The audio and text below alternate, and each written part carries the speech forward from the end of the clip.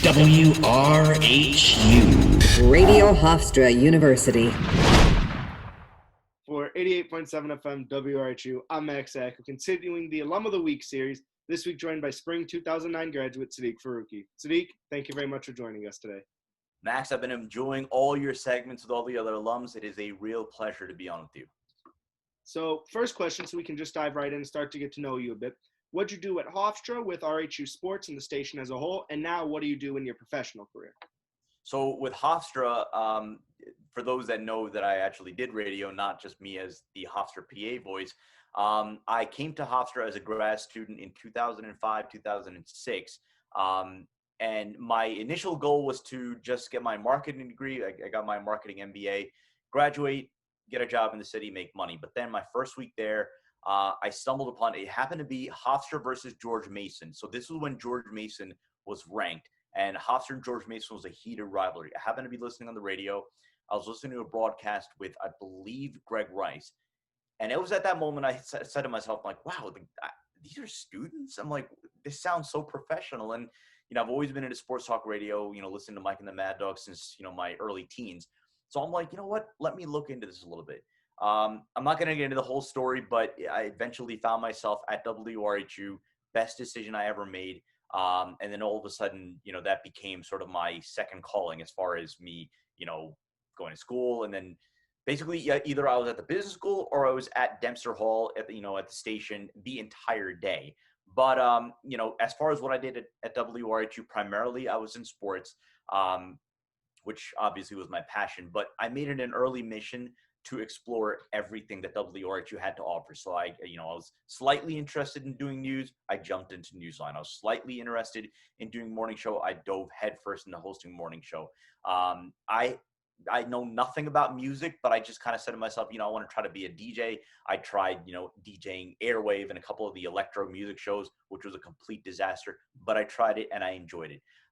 So yeah, I ended up, you know, doing a lot of, a lot for WRHU Sports in particular, everything from, you know, doing play-by-play. I think I did over like 130 games total during my time there. Obviously hosted a number of locker room shows, did Newsline Sports. I was there. I was a WRHU Sports lifer. I mean, you always found me there. I enjoyed just being there, being around everyone, learning from them, teaching them whatever I could, and just growing as a sportscaster. You know, and then obviously I took that same passion and applied it to news as well, progressed there. You know, morning show, you know, it was fun, but it never really became my thing. I think sports and news was more my thing. As far as career, so following my graduation from Hofstra, I caught on with Sirius Satellite Radio. I did some work for them for quite some time. I did, you know, I did game play-by-plays with Verizon Fios Television. And then I was basically a freelancer. So, I mean, there were a lot of, you know, at the time when I graduated, there were a lot more, I guess, traditional opportunities, TV, radio. So I got a lot of freelance work, you know, play-by-play work, reporting work. So, you know, then eventually things start to change. And then, you know, about 2009-ish, I got my opportunity, or 2010 rather, I got my opportunity to start doing PA for Hofstra. Stephen Gorchov asked me if I was interested in doing PA for volleyball. And then volleyball eventually transitioned into women's basketball into men's basketball, into women's lacrosse, into men's lacrosse, and then, you know, off we went. But yeah, so I mean, really ever since 2012, you know, happy, proud, whatever you want to call it, privileged to be the voice of Hofstra Sports. But on the career side, I guess I'm in marketing. I have my own digital agency, so I've been doing that for the last 6-7 years. As you can see, the backdrop behind me, this is for one of my clients. They're a bodybuilding media site. So this is an example, Max, of one thing that Ed Ingles taught us, you know, when we were so lucky to learn from him. He taught us to enterprise, to create opportunities. Right now, me, 180-pound, stick skinny guy, has nothing to do with bodybuilding, but an opportunity, you know, came about, right? I was interviewing for a company that had a supplement line, you know, protein stuff, so on and so forth. But then I come to find out that they also have another division, a media site, you know, to cover the bodybuilding world. And then, for me, it was, all right, well, I offered them the, ability to help them with their marketing, but then they were more attracted to the fact that I could help them grow their media site and their coverage of the bodybuilding sport. And then lo and behold, that opportunity created itself. And then 6 years later, here I am.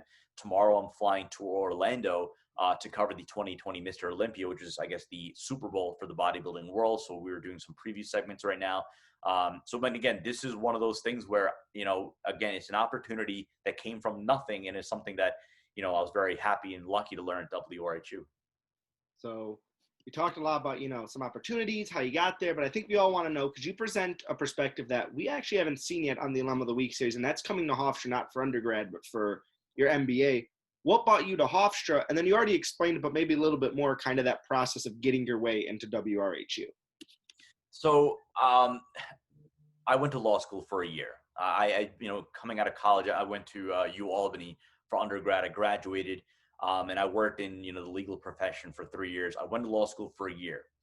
It was during that year that I realized I was not cut out to be a lawyer. I enjoyed the process of thinking like a lawyer, preparing like a lawyer. I had no interest in studying for the bar exam and doing everything. It's such a cutthroat, profession that it wasn't for me. So I dropped out after my first year, and I really didn't know what I wanted to do, but marketing appealed to me.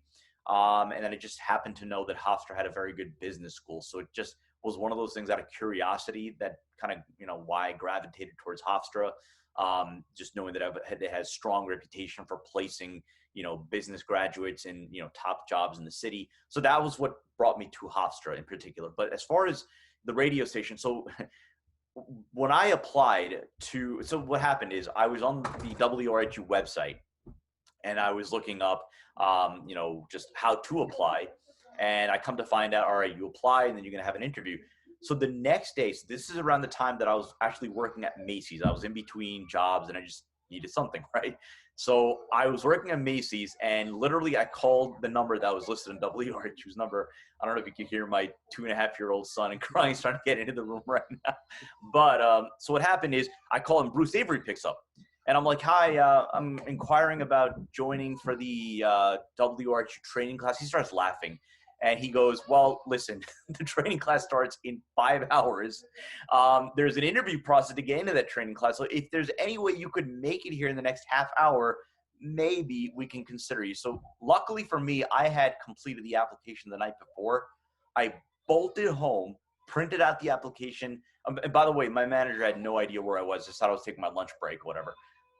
Bolted to Hofstra, and that's where, I met Mike Hearn, who at the time was the station manager. I met with Bruce, and, it was probably, honestly, Max, it was probably the most grueling interview I've ever been a part of. I mean, my previous job was working on Wall Street, and that interview wasn't as grueling. But talking to Bruce, he wanted to really, really get to know me.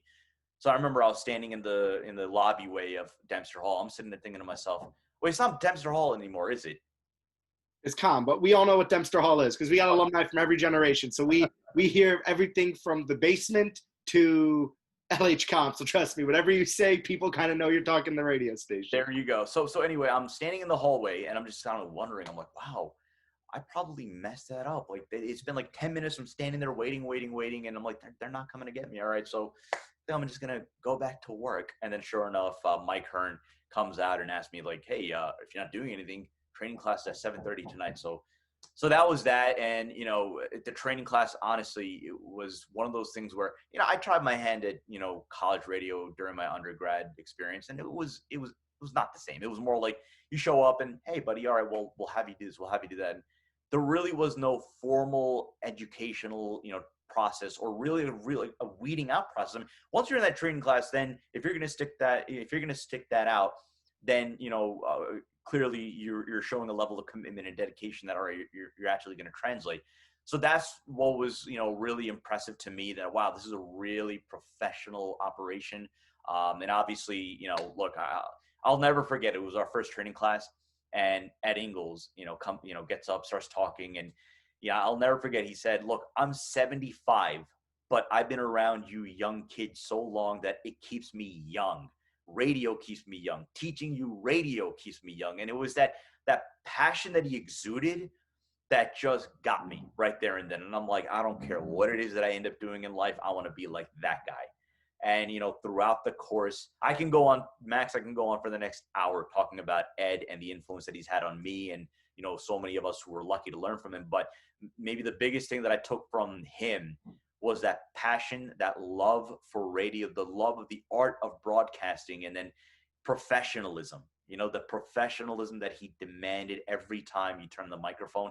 But nonetheless, when he spoke to us, it really set a tone for me. And then, we got through the training course, we got started. And, at that time, you literally went through 10 weeks of training.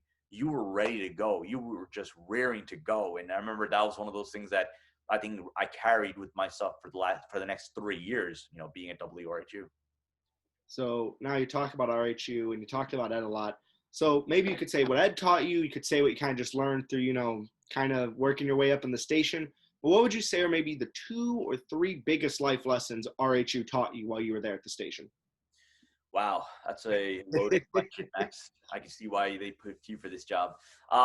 Life lessons, I would say, for one, professionalism. I mean, what Ed, taught us, every step of the way was that if you do not show up to a broadcast with a professional attitude, with a professional approach, not only are you wasting an opportunity, not only are you wasting a repetition, but you're taking a repetition away from somebody else who may be, more, may want that, opportunity more. So one of the life lessons was to cherish really every rep that you got, right? And I've taken that really throughout my whole professional career. I mean, if you do not approach something with a requisite level of passion, you're not going to make it, and you're not going to be cut out for it, and you're going to be miserable doing it. So that's one of the first things. The second thing, look, radio is hyper competitive. I mean, this, it is very cutthroat. This is not the environment where you want to try and get ahead by stepping on others.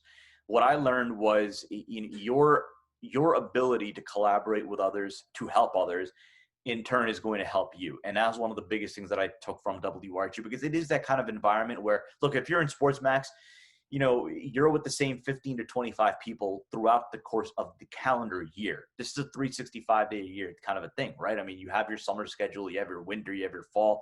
You're with the same people all the time. So if you're going to, outwardly try to get ahead by stiffing somebody else, that's not going to reflect well. And then guess what? That person's not going away.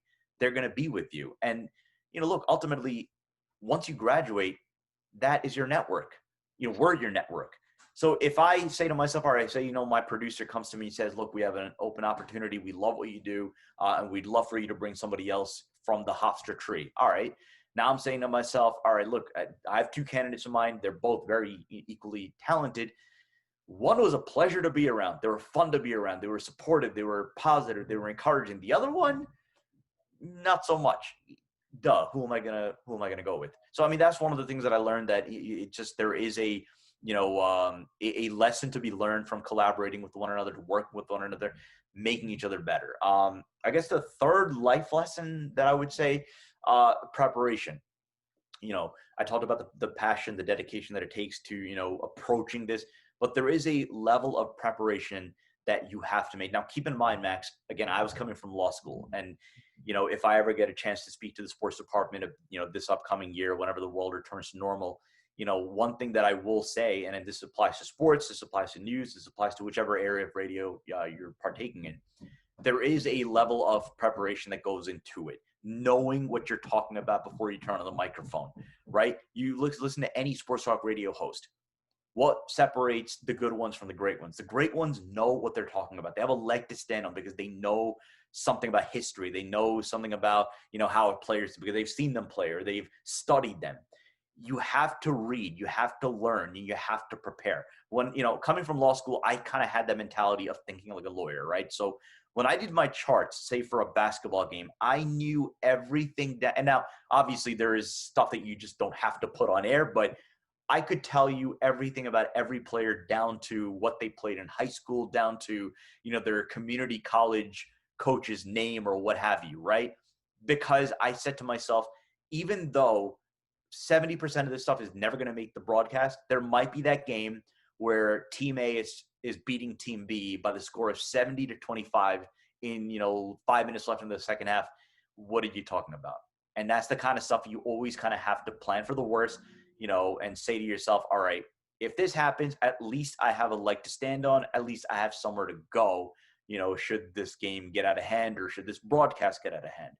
So the preparation is something that you have to really, hone as a skill. That's not only going to help you at RHU, it's not going to help you in your future, hopefully your future broadcast career, but whichever endeavor you choose to go into. All right, so some great just things that you learned and advice that we can hand on to our new members. But now the last question, I think this might be the loaded question, Siddique, is just RHU Sports obviously has a lot of people every year. You see it as a PAA guy. You see all of us kind of shuffle in each week, a new set of guys each time. What would you say is the best way for maybe a new member or somebody who's still trying to find their footing in the department to kind of grow and really become one of the top broadcasters for any sport in RHU?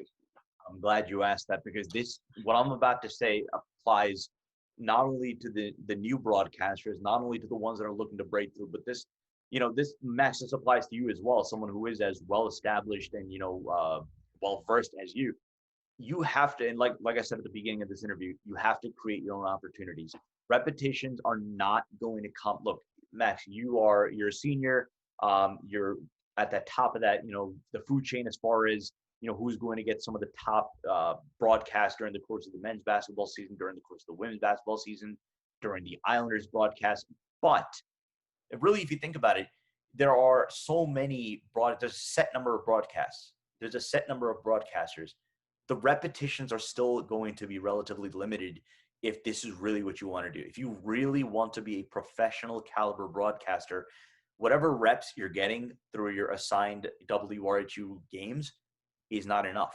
What you need to do, and this is something that I tell, generation to generation of WRHU broadcast, whoever I can talk to, on the floor of the basketball game before a broadcast, I always tell them the same thing: create opportunity. And how do you do that?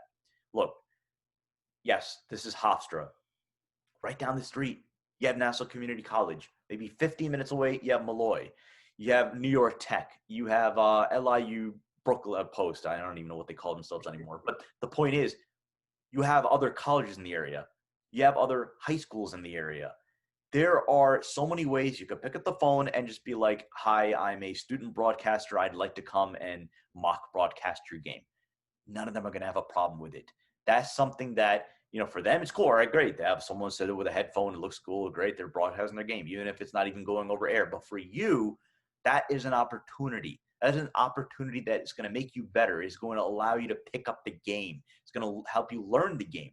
It's going to help you identify players, their tendencies, plays, developing, you able to identify before it happens.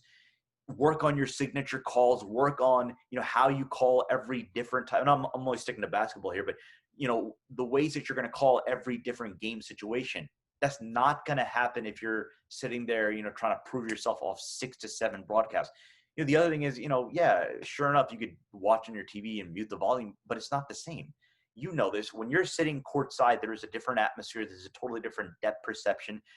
That's what you want to get accustomed to, not whatever the TV camera is going to give you. Obviously, look, the world that we live in now, who knows? Maybe that is the future. But the point is, you have to give yourself a chance. And the only way you're going to give yourself a chance is to get repetitions. The other thing, the other side of the equation on this, you have to listen to yourself.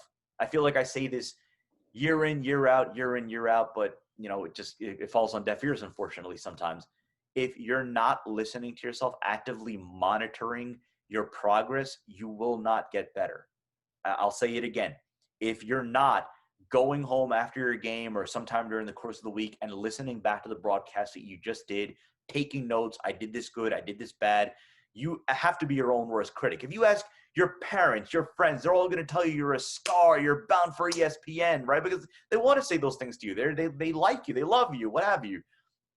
You have to be your own worst critic. You have to listen to something very objectively and say to yourself, all right, I need to slow down. I need to have better geography. I need to, when there's a play developing, I need to be able to identify that. And maybe I need to go speak to the coaches to understand better, all right, what are they doing? Because that's the other thing, Max. The more you show up at practice, and I know I'm going on a bit of a tangent here, but the more you go to practice, right, the more the coaches, the players are going to respect you because they see that you're putting in the work to better understand their team, what they're doing, how they're going about practice. Why did they just run that play? You having just been at practice, maybe you're not on that call that day. Maybe you're, in studio hosting or as a panelist. Hey, I was at practice. They ran a lot of that, 2-3 zone. They really wanted to neutralize them in the court. That stuff that now makes you sound smarter, and now you have more access to the coaches. You're going to get more information out of them. They're going to want to talk to you. They're going to want to talk to you more than somebody who parachutes in at the end of the season, right? Yeah, great. They're there. Huh? So there is that getting to know your process, which again, if you're there, they know who you are. They can trust you with certain things. They see that they're thirsty for knowledge. And the other thing is, look, Hofstra is blessed with a great, athletic communication department, right? Stephen Gorchov, Rachel, Len. These people want to help you. They want to feed you information. You want to sound smart on air, go to them because they want to make you sound smart on air because it's better for you. It's better for the program. So look, the advice that I would give is you want to establish yourself. You want to make yourself as well-rounded as possible. You're going to have to put in the work. The work is not going to happen just off Max assigning me a game, this date, that date. The work that goes on between those dates is what's going to make you a polished broadcaster.